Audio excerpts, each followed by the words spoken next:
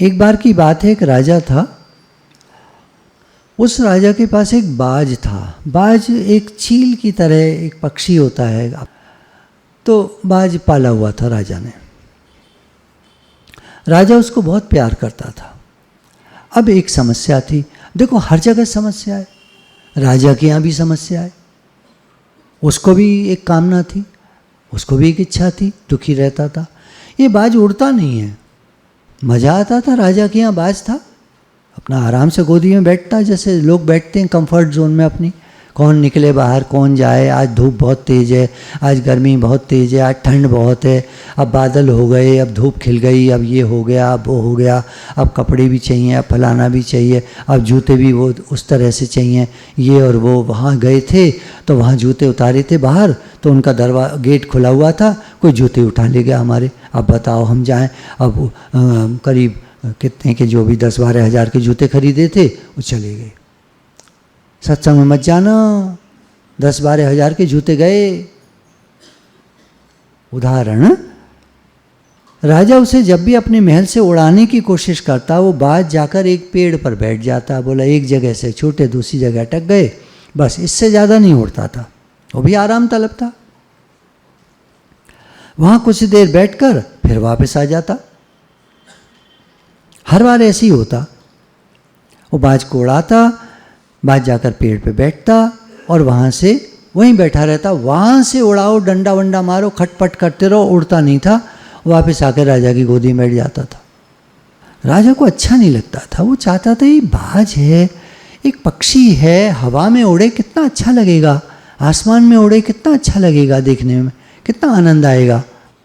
गुरु भी चाहते हैं, भगवान भी चाहते हैं कि हम लोग आनंद में रहें, बड़े काम करें, भगवान का काम करें, हर काम को भगवान का मानकर करें। और हम वही मैं, मेरा और ये और वो, इसी में फंसे रहते हैं। भाषा का ही तो फर्क है, सोच का ही तो फर्क है, काम वही होंगे, सोच का फर्क है। अब हम उसी सोच में पड़े रहना चाहते हैं, मैं, मेरा, मी एंड माई फैमिली, हम दो, हमारे दो टाइप से। तो राजा ने अनाउंस किया कि कोई मेरे बाज को उड़ना सिखा दे, मैं उसको बहुत इनाम दूंगा। आए लोग, कोशिश करी, कुछ नहीं हुआ। एक फ़कीर आए दरबार में राजा के, और वो कहते हैं कि मैं इस बाज को उड़ना सिखा सकता हूँ, मुझे थोड़ा प्रयास करने का समय दीजिए। हाँ ठीक है। अब फ़कीर उस बाज को महल के बगीचे में ले गया और उसे वहाँ से उड़ाया, और वो बाज जाकर पेड़ पे बैठ गया। पेड़ तो बगीचे में ही था। महल से उड़ता था तो पेड़ पे बैठ जाता था, यहाँ से उड़ा तो पेड़ पे बैठ गया। और कुछ देर बाद फिर उतर के नीचे आ गया, क्योंकि नीचे से जहाँ से उड़ाया था वापस आके वहीं बैठ गया। अब फ़कीर के साथ भी वही हो रहा था जो राजा के साथ होता था। फ़कीर बार बार उस बाज को उड़ा रहा था और वो बाज उसी पेड़ पर जाकर बैठ जाता था। फ़कीर को देखकर महल के सैनिक भी हंसने लगे। ये प्रयास कर रहे हैं, देखो कुछ नहीं होगा, थोड़ी देर में छोड़ के चले जाएंगे कि लीजिए अपना बाज, ये लो अपनी कंठी, अपनी माला, हमसे ना भजन होए गोपाला, तो आप ही रखो इसको, हम तो कुछ नहीं कर पाएंगे, तो चले जाएंगे। लेकिन वो फ़कीर हार मानने वालों में से नहीं थे। ठीक है ना। हम कौन से वालों में से हैं? जिस काम के लिए ठान लिया, लग जाओ। इतनी माला रोज की करनी है तो करनी है, इतना लिखना है तो लिखना है, इतना पढ़ना है तो पढ़ना है, सत्संग में जाना है तो जाना है, आंधी है, तूफान है, बारिश है, ये है वो है, कुछ भी होता रहता है। हम देखते हैं 50-60 लोग, 100 लोग तो आते ही आते हैं। अभी लगभग होंगे 350 लोग। जरूर नहीं हर बार ऐसे, कभी मौसम बिगड़ता है, लेकिन जो लोग का नियम है वो नियम से आते ही आते हैं। ये बात होती है नियम की। जो नियम ले लिया वो फॉलो करना है। फ़कीर ने सैनिकों से कहा, पेड़ को ही काट डालो। ये सुनकर सारे सैनिक जो हैं वो हैरान हो गए, चौंक गए, इतने बड़े पेड़ को कैसे काट दें। अब फ़कीर ने ये बात राजा से कही, महाराज ये काम तो करना पड़ेगा। राजा भी, देखो राजा ऐसे थोड़ी होते हैं, होशियार होते हैं। राजा समझ गया क्या कहना चाहते। ओ हो, ये तो मेरे दिमाग में आज तक नहीं आई। राजा ने हुक्म दे दिया, इस पेड़ को काट दो। पेड़ को काट दिया गया।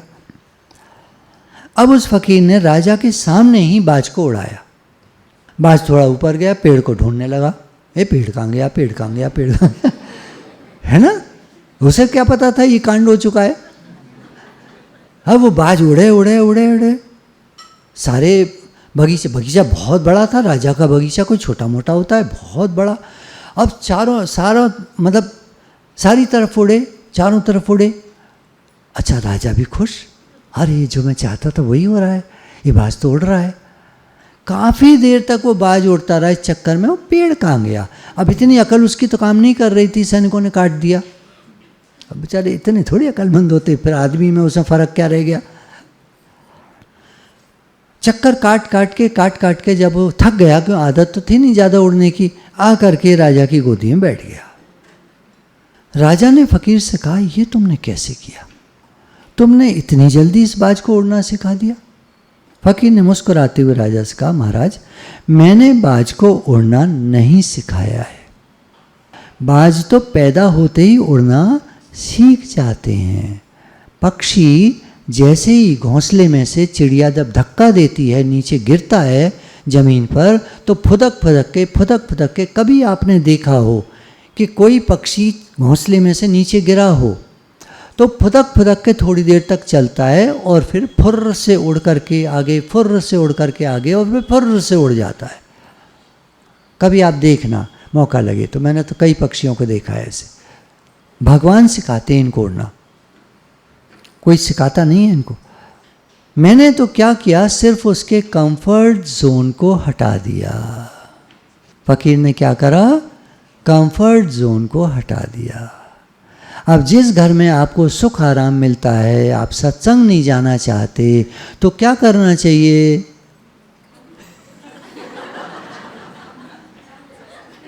चलो छोड़ो, इतनी बड़ी बात नहीं। जिस बिस्तर पे आप पड़े रहते हो तो क्या करना चाहिए, उस बिस्तर को वहाँ से हटा देना चाहिए।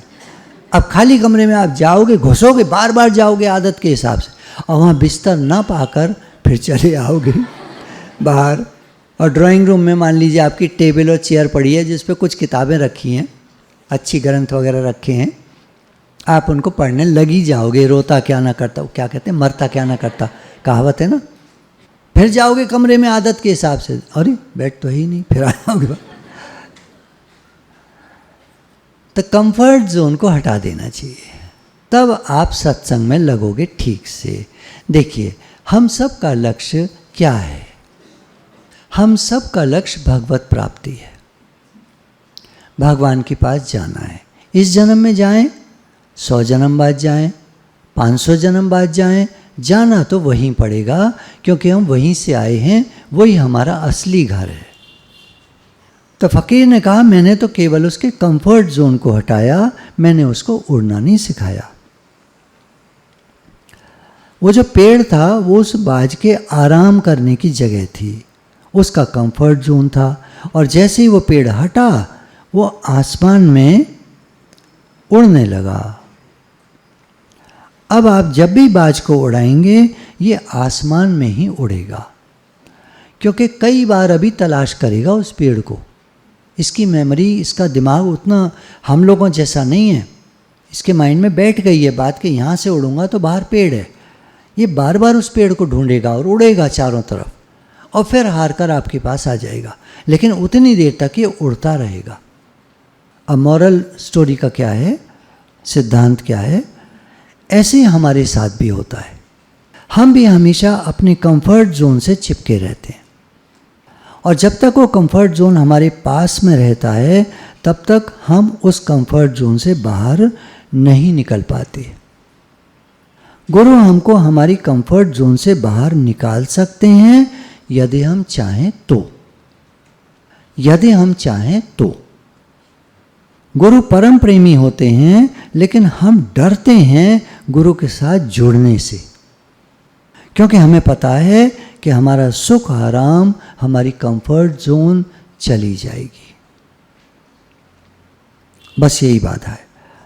सुख, भोग, आराम, मान, बड़ाई, धन, पदार्थ, कामनी, कंचन, कीर्ति, ये सब बाधाएं हैं जहाँ हमारा मन फंसता है। उसके बेचारे को तो एक ही बाधा थी, पेड़, उड़ने में एक ही बाधा थी, पेड़। हमारे तो कई बाधाएं हैं। हमारा मन जगह जगह फंसता है, जगह जगह फंसता है। जो एक बार ड्रिंक करने की आदत डाल लेते हैं, उनको रोज ड्रिंक करने को चाहिए, उनका मन वहाँ फंस जाता है।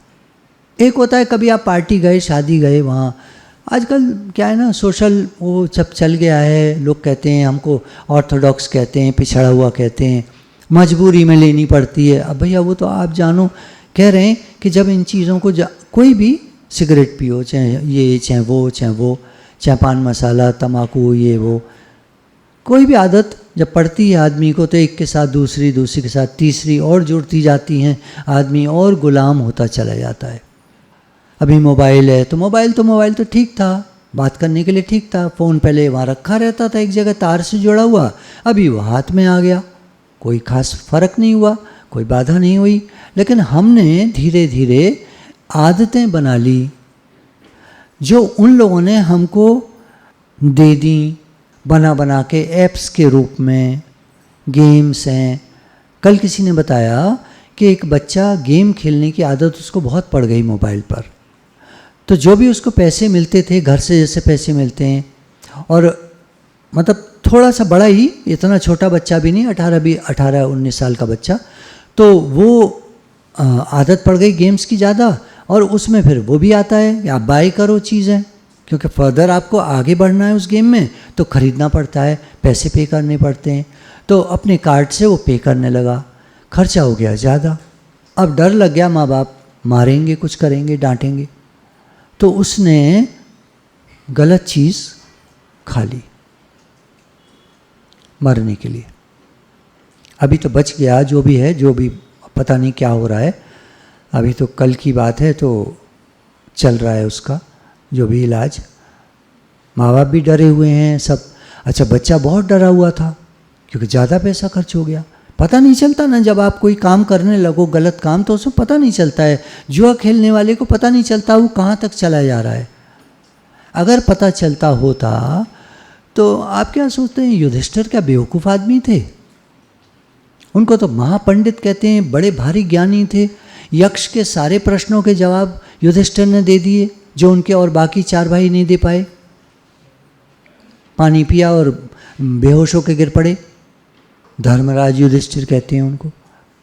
बड़े भारी दानी और बड़े भारी ज्ञानी और बड़े भारी महात्मा, बड़े भारी पूजा पाठ करने वाले, यज्ञ करने वाले। उन्हें इतनी अकल नहीं थी कि मैं जुआ खेले जा रहा हूँ, दांव पे दांव लगाता जा रहा हूँ, राज्य लगा दिया, सब लगा दिया, और लास्ट में अपनी पत्नी को भी लगा दिया, अपने भाइयों को भी लगा दिया, सब लगा दिया, अपने को भी लगा दिया, सब खो बैठे, जीरो पे आ गए। तो ये एक मिसाल है, जीती जागती मिसाल है कि जब आदमी कोई आदत डालता है तो उस आदत का गुलाम होता चला जाता है, कितना ही ज्ञानी और कितना ही होशियार क्यों ना हो। मैं बड़ा अक्लमंद हूँ। आप में से बताओ किसको ये अहंकार नहीं है कि आप बहुत अक्लमंद हो? कौन कहता है मैं बेवकूफ़ हूँ? एक बेवकूफ़ बैठा है कोई यहाँ? बताओ, हाथ खड़ा करो, मैं बेवकूफ़ हूँ। सब हंसेंगे उसके ऊपर। कोई नहीं है ना बेवकूफ़। फिर कैसे किसी आदत के हम गुलाम हो जाते हैं?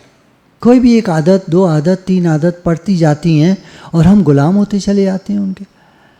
किसी को क्रोध आता है तो क्रोध का गुलाम हो जाता है। एक जने ने बोला कि मैं पहले सत्संग में जब नहीं आता था बहुत क्रोध करता था, सत्संग में आने लगा मेरा क्रोध शांत होने लगा, धीरे धीरे करके कम होता चला गया, लेकिन अब फिर आने लगा है।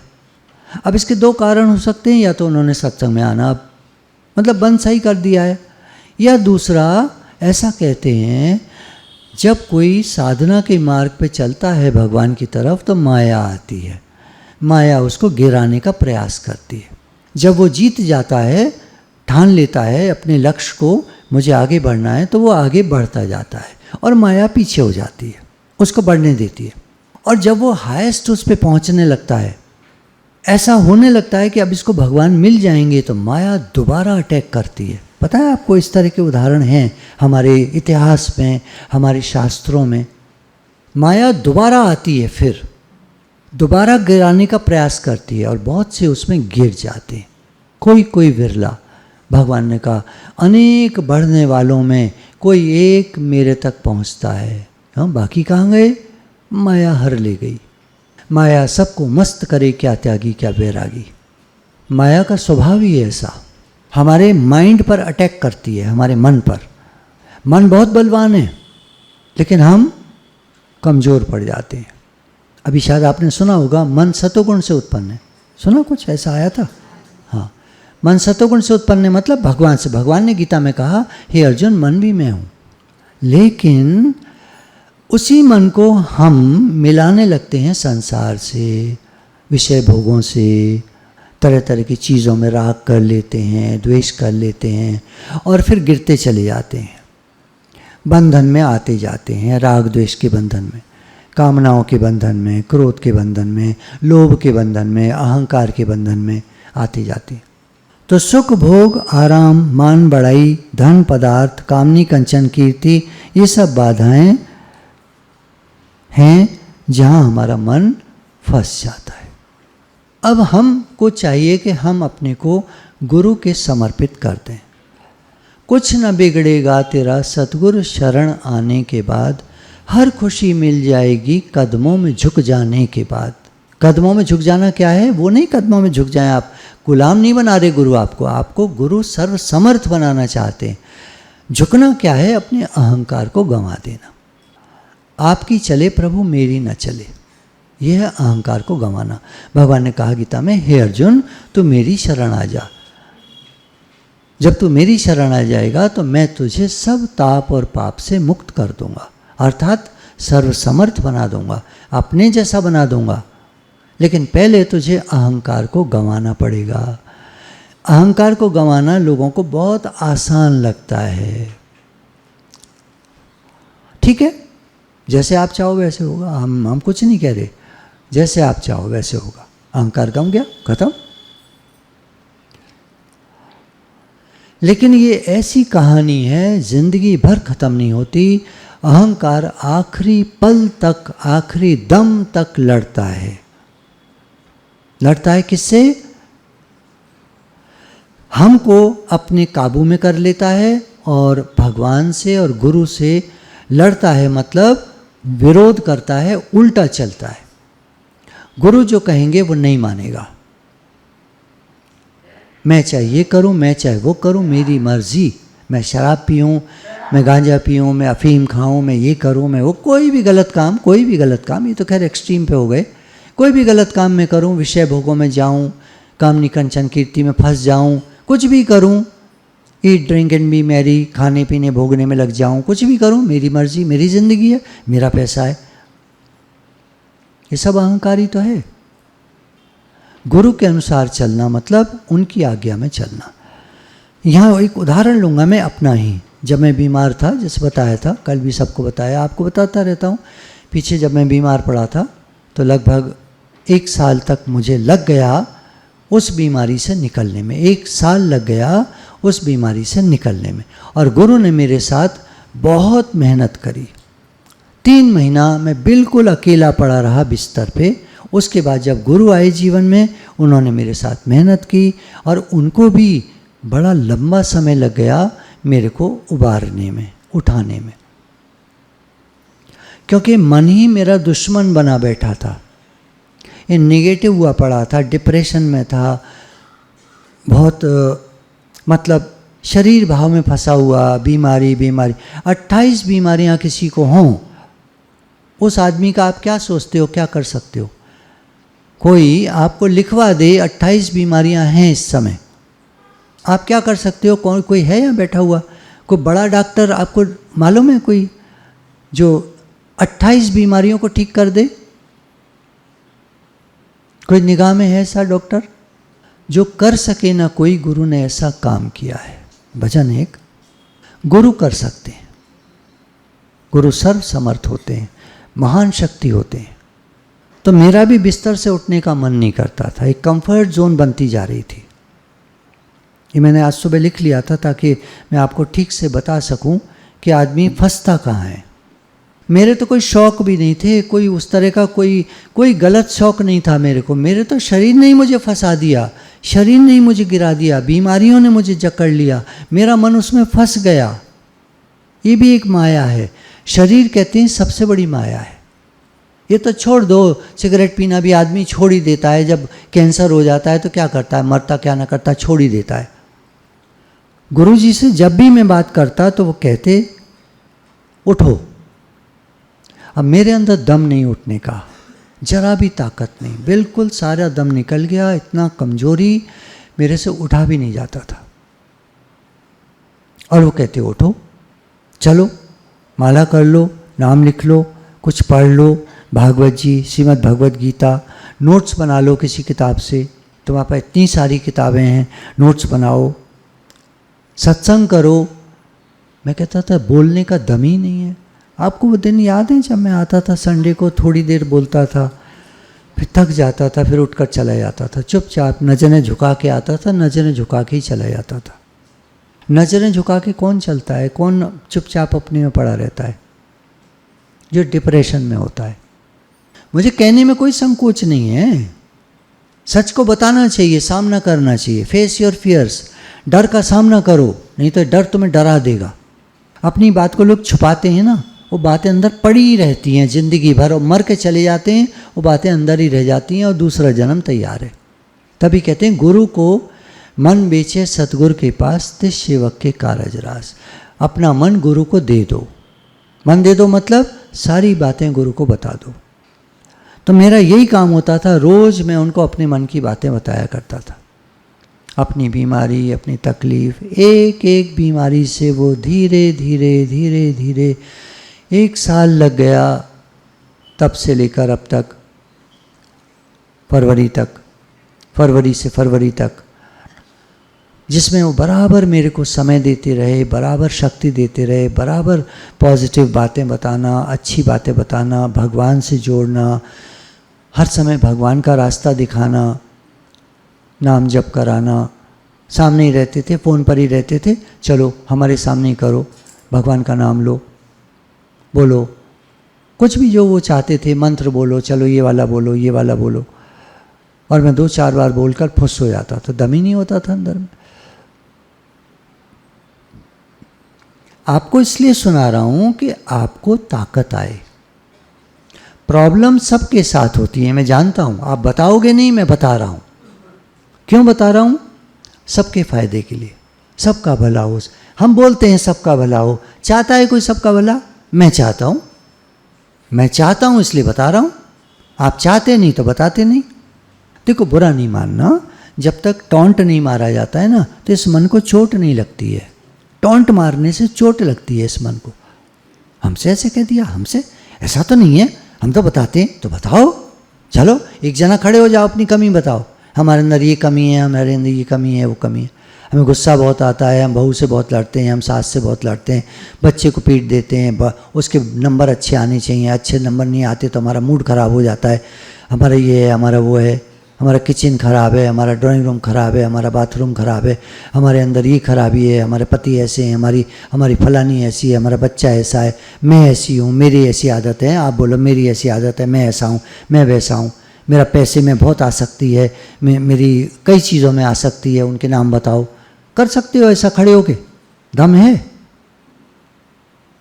तो गुरु कहते थे अब चलो कुछ पढ़ लो, नोट्स बना लो, सत्संग करो, चलो शाम को सत्संग करना। मैं कहता था दम ही नहीं है। एक संडे को मैं सत्संग कर लेता हूँ, वही मुझे बहुत लगता है।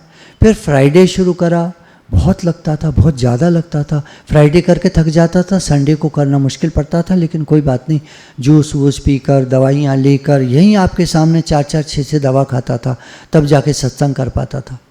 दिन आते हैं सबके, है ना। आप ये मत सोचना आप हमेशा ही अच्छे बने रहोगे, स्वस्थ बने रहोगे, सब ठीक रहेगा, पैसा भी खूब रहेगा। ऐसा कुछ नहीं होता दुनिया में। संसार परिवर्तनशील है, तैयारी कर लो। जब देश पर दूसरे देश के आक्रमण की ऐसी बात आने लगती है तो अपना देश तैयारियां शुरू कर देता है। पहले से तैयारी जो नहीं करता उसको मूर्ख कहते हैं, और उसका देश गया। ऐसे हम अगर आज से तैयारी शुरू नहीं करेंगे, पता नहीं कब परिस्थिति क्या बदल जाए, कुछ नहीं पता चलता। मैं कहा करता था सत्संग में, और सीन बदलता है। भिक्षुक की कथा आती है एक भागवत जी में, तो वो जो था बहुत पैसे वाला, और ये और वो, सीन बदलता है और एकदम भिखारी हो जाता है वो। होता है जीवन में लोगों के, कभी सुना हो आपने, नहीं सुना हो, लोग बताते नहीं है ना। बहुत पैसा था कभी, अचानक कर्जे पे कर्जा हो गया, सीन बदल गया, घर भी बिक गया, दुकान भी बिक गई, कारोबार भी बिक गया, सब बिक गया, किराए के घर पे रह रहे हैं और नौकरी कर रहे हैं। ऐसे मेरे सामने केसेस हैं। सीन बदलता है ज़िंदगी में, तैयारी पहले से होती है तो फर्क नहीं पड़ता। ठीक है, भगवान ऐसी मर्जी आपकी, कोई बात नहीं। तो गुरु कहते थे घूम आओ, भजन गा लो, प्रकृति में जाओ, पार्क में जाओ। मेरे दम ही नहीं होता था, लेकिन कोशिश कर करके गुरु ने मुझे आगे धीरे धीरे बढ़ाया। गुरु हमारे सर्व समर्थ होते हैं, हमारे हितैषी होते हैं, वो हमारा भला चाहते हैं। लेकिन आदमी कंफर्ट जोन में पड़ा रहना चाहता है। अगर मैं भी इसी तरह पड़ा रहता कंफर्ट जोन में, तो आज मैं सत्संग नहीं कर रहा होता, ये शिविर नहीं हो रहे होते, इतने सारे लोगों को लाभ नहीं पहुंच रहा होता। मैं भी आप ही की तरह घर में पड़ा होता आराम से। आप घर जाते हो, खाना बनाते हो, सो जाते हो, बच्चों को पालते हो, पढ़ाते लिखाते हो, ये करते हो, वो करते हो, सो जाते हो, यही करते रहते हो। कोई निकलता है सत्संग के लिए? सत्संग करने के लिए, दूसरों का भला करने के लिए कितने लोग निकलते होंगे, क्या सोचते हो? बहुत गिने चुने। और वो भी इसलिए निकलते हैं, क्या करें, पल्ले बंध गया, झंझट पड़ गया। हमने एक बार गुरु जी से कह दिया हम कर देंगे सत्संग, हमारे तो घर पे लोग आने लगे, अब 10-15 लोग आ जाते हैं, अब बैठना पड़ता है हफ्ते में एक दिन, अब क्या करें, फंस गए हम तो ये होता है सर्व का भला। अरे खुश होके करो, उमंग से करो, खुशियाँ बांटो, खुशियाँ दो। देखो आपकी खुशियाँ बढ़ती जाएंगी, लोग बढ़ते जाएंगे आपके चारों तरफ। लोग कितना प्रेम मानेंगे आपसे, कितना प्रेम मिलेगा आपको, कितना प्रेम कर पाओगे, कितना महान जीवन हो जाएगा। देखो मैं क्षमा चाहूँगा, थोड़ा ना टोंट मारना पड़ता है। कोई बात अपनी कहनी हो ना, थोड़ा एग्रेसिवली कहनी हो ना, बतानी हो, जगाना हो किसी को। माँ बच्चे को जगाती है, नहीं उठता तो क्या करती है, पानी का छींटा मार ही देती है, फिर उठता नहीं है पागल, उठ ही जाता है। तो ऐसे ही होता है, थोड़ा सा डांटना पड़ता है। डांट वाट तो मैं नहीं रहा, खैर हाँ भाषा तेज हो जाती है, अब वो तो क्या करें। तो हम अच्छे काम, भगवान का काम करते चलें। लोग क्या कर रहे हैं मत देखो, लोग आपस में लड़ रहे हैं, एक दूसरे को मार रहे हैं, आप सुनते हो वहाँ अटैक हो गया, हत्याएं हो गई, ये हो गया, वो हो गया। जिसको जो करना है वो कर रहा है, हम अपना काम करें। आप कहते हो दुनिया में अच्छे लोग नहीं हैं, आप अच्छे हो जाओ ना। क्यों? जब है ही नहीं दुनिया में अच्छे लोग तो हम क्यों हो जाएं? आप होना नहीं चाहते ना अच्छा, दम लगता है अच्छा होने में। अच्छा होने में दम लगता है, पड़े रहने में कोई दम नहीं लगता है, बातें बनाने में कोई दम नहीं लगता है। गॉसिप करते रहो, बुराइयां करते रहो, कहीं कोई कांड हो जाए तो उस कांड के बारे में गॉसिप करना बड़ा अच्छा लगता है। अरे ऐसा हो गया, अरे ऐसा हो गया। कोई कह रहे थे अरे ऐसा, मैंने कहा आप क्या कर सकते हो, जाओ वहाँ जाके सेवा करके आओ। मैं कैसे जा सकता हूँ? मैं कहा फिर काहे को बात बना रहे हो इतनी, क्यों वातावरण को दूषित कर रहे हो? नाम जप करो, नाम जप करो, शांति भेजो उनके लिए। जिनके परिवार वालों के साथ कुछ दुर्घटना हो गई है उनके लिए शांति भेजो, नाम जप करो, भगवान का नाम लो, भगवान से प्रार्थना करो, भगवान सबको सद्बुद्धि मिले। ये लोग जो बंदूक उठा लेते हैं, दूसरों को मार देते हैं, ये भी कोई कर्मों के हिसाब किताब होते हैं, लेकिन उनके मन को शांति मिले, भगवान हमारी प्रार्थना है। अब आपको ये जाति वाले खराब होते हैं, तो ये जाति वाले खराब होते हैं तो दूसरी जाति में खराब नहीं होते हैं।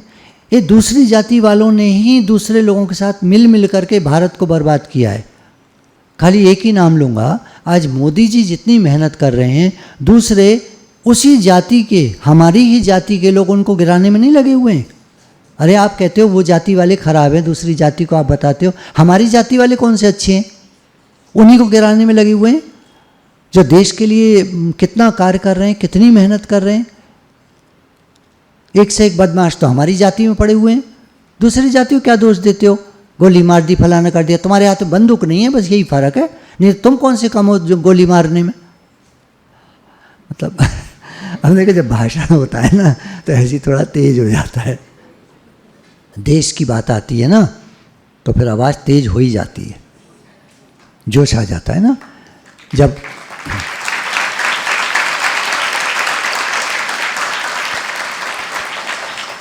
जब हमारे भारत को आज़ाद करने की बात थी तो देखा था आपने क्या शहीद भगत सिंह और क्या इनके जोश होते थे लोगों के।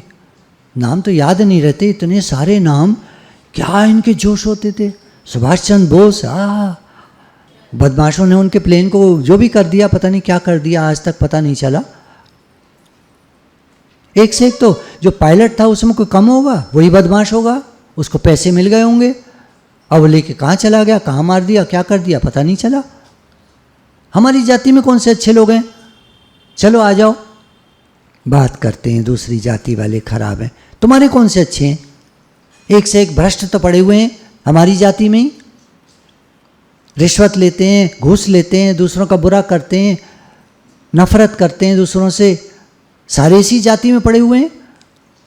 सारे बदमाश, ये अंग्रेज जो जीत गए और ये राज कर लिया इन्होंने, ये सारे हमारी जाति वालों ने गड़बड़ की थी। अगर आप हिस्ट्री को उठाएं देखें तो जयचंद, कोई हो, कोई चंद हो, ने बहुत सारे लोगों ने सब मिल करके, अंग्रेजों से मिल करके हम लोगों को ही मरवा दिया। तो भेद बता दिया और उन लोगों ने चढ़ाई कर दी, हमारे राजा को मार दिया। हमारी जाति में कौन से अच्छे लोग हैं? आज से मत बात करना दूसरी जाति। ये द्वेष रखना अच्छी बात नहीं है। ज्ञान में सबसे खराब चीज़ है द्वेष, ये मन को खराब करता है। द्वेष मत रखो किसी से, ठीक है, कोई गलत काम कर रहा है, आप उसको समझा सकते हो, कह सकते हो, प्रेम दे सकते हो, भैया ऐसा मत करो, तुम्हारा ही जन्म खराब हो जाएगा, अगला जन्म तुम्हारा खराब होगा। नहीं सुनता, नहीं मानता तो क्या कर सकते? उसके लिए शुद्ध भाव भेजो, भजन करो, उसके लिए नाम जप करो। ऐसे लोग जिनके मन खराब है, हम उनके लिए नाम जप करते हैं। एक माला रोज की हम उन लोगों के लिए कर दें जिनके अंदर में द्वेष भरा हुआ है। बच्चे लोग मिट्टी बालू में घर बनाते हैं, आदमी बना देते हैं, खड़े कर देते हैं, गुड्डे गुड़िया खड़े कर देते हैं। कोई जवान बंदूक लेके खड़ा है, उसको भी खड़ा कर देते हैं। अब वही जवान बंदूक लेकर घर के लोगों को मार दे तो क्या करें फिर? हमारी एक प्रधानमंत्री को हमारे ही लोगों ने मार दिया, फिर अब अच्छा था खराब था, अब ये सब छोड़ो, होता है ना। तो हमने तो कुछ बुरा नहीं किया था, हमने तो अच्छा ही सोचा था। भगवान ने बंदूक बनाई किस लिए? आत्मरक्षा के लिए। लोगों ने उसका गलत इस्तेमाल कर लिया। भगवान क्या करें? जैसा करेगा वैसा भरेगा। इस जन्म में जैसा भी कर रहे हैं, आगे चलकर उन्हीं को मारा जाएगा। फिर हम कहेंगे ऐसा क्यों हो रहा है, वैसा क्यों हो रहा है। हमें तो पता नहीं है इतिहास, पूर्व के जन्मों का तो पता नहीं है हमें, क्या करके आए, कौन से लोग क्या क्या कर्म करके आए, पिछले जन्मों में उनको मार कर आए, उन्होंने बदला ले लिया इस जन्म में। अब हम कह रहे बड़ा बुरा हुआ क्योंकि हमारी जाति वाले हैं। अभी बात चली हमारी जाति वाले कौन से अच्छे हैं। समझो ना पूरी कहानी, छोड़ो इस चक्कर को, राग द्वेष के चक्कर को। भजन करना चाहिए हमको। निष्कर्ष क्या निकला? हमको भजन करना चाहिए, इन चक्करों में मत पड़ो। तभी हमारे गुरुजी, दादा भगवान पहले गुरुजी और स्वामी राम तीर्थ सन 1900 में भाषण दिया करते थे। 1901, 1902 भाषण दिया करते थे, अखबार नहीं पढ़ना चाहिए। उस समय में केवल अखबार छपता था और कोई मीडिया न्यूज़ किसी प्रकार से नहीं होती थी। केवल अखबार एक साधन होता था जिसमें खबरें आती थी। उस समय में वो कहते थे अखबार नहीं पढ़ना चाहिए। किसको? साधकों को, भक्तों को। जो भगवान की तरफ चलना चाहता है उसको न्यूज़ नहीं देखनी चाहिए। अब हो सकता है आप में से कुछ लोग एकदम से गर्म हो जाओगे अंदर में, क्या कह रहे हैं, न्यूज़ नहीं देखें, वाह ऐसे कैसे हो सकता है, न्यूज़ कैसे नहीं देखेंगे हम। तो देखो, न्यूज़ देखनी चाहिए।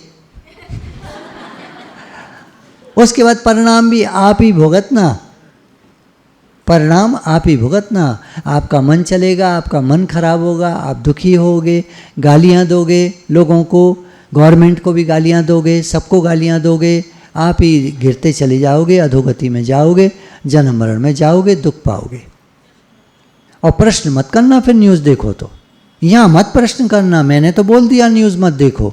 आप देख रहे हो तो फिर आप जानो, फिर अपने से ही प्रश्न करो मैं क्या कर सकता हूँ। और जाओ बंदूक लेकर जाओ बढ़िया वाली, वो गन लेकर जाना, वो जो सिंघम अगेन में क्या सिंघम वो था ना, उसके पास अजय देवगन के पास क्या AK-47 कुछ नहीं होती, ये तो पुरानी बातें हैं। अब तो ऐसी गन आ गई हैं उसमें गोलियों की लड़ी लगी होती, 1000 लोगों को मार दिया उसने एक ही बंदूक से। सिंघम में था ना, है? अरे मशीन गन तो सबको ही कहते हैं, सारी मशीन गन होती हैं।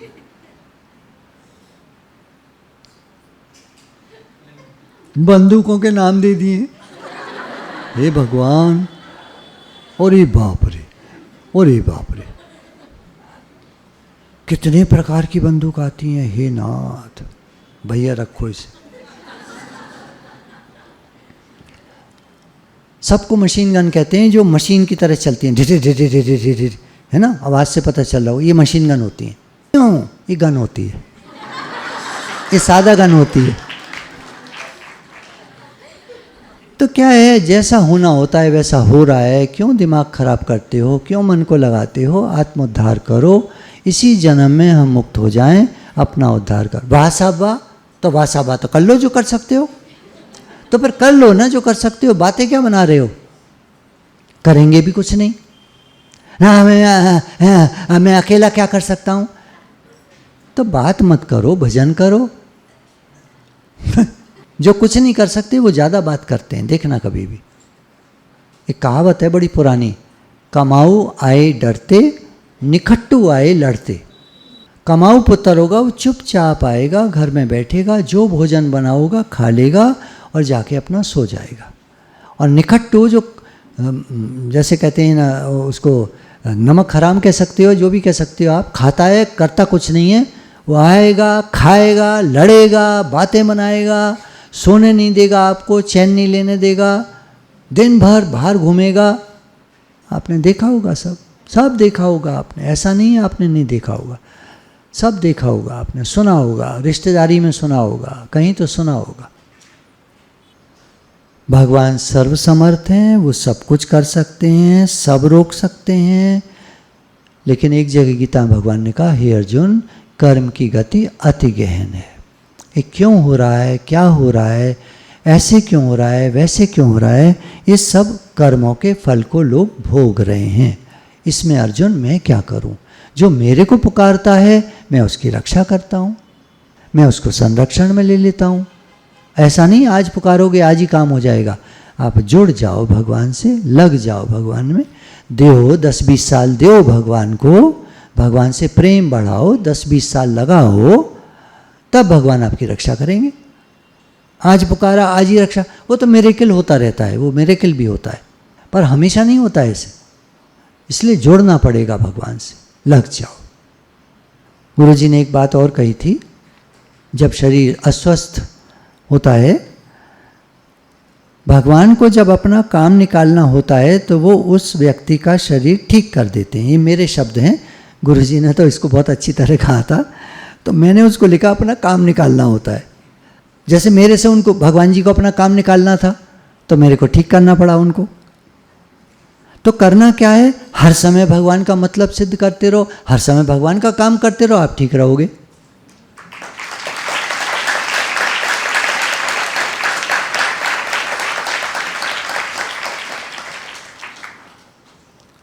भगवान चाहें तो सब ठीक कर दें, एक सेकंड में सब ठीक कर सकते हैं।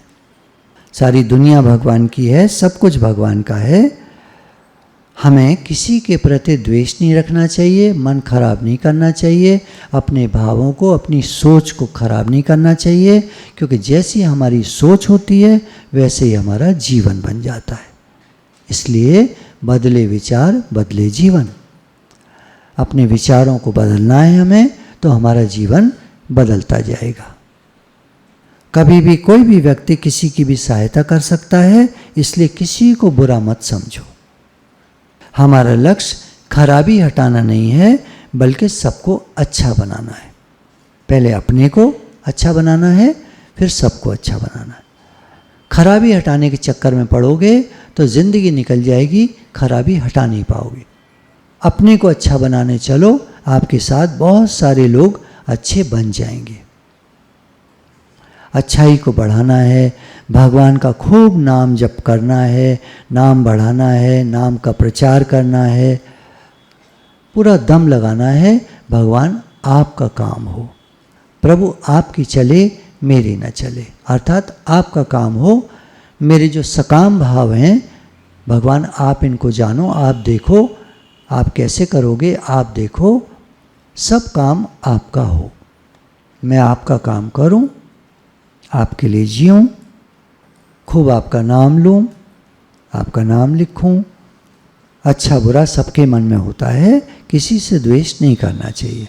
सब रिलीजन में सब तरह के लोग होते हैं, इसलिए द्वेष करने का कोई फ़ायदा नहीं है। हर रिलीजन में सब तरह के लोग होते हैं, सब धर्मों में सब तरह के लोग होते हैं, अच्छे भी होते हैं बुरे भी होते हैं। तो राग द्वेष मत करो, अपना उद्धार करो, ठीक है। हे नाथ सबका भला हो, सबका भला हो, सबका भला हो, सबका भला हो।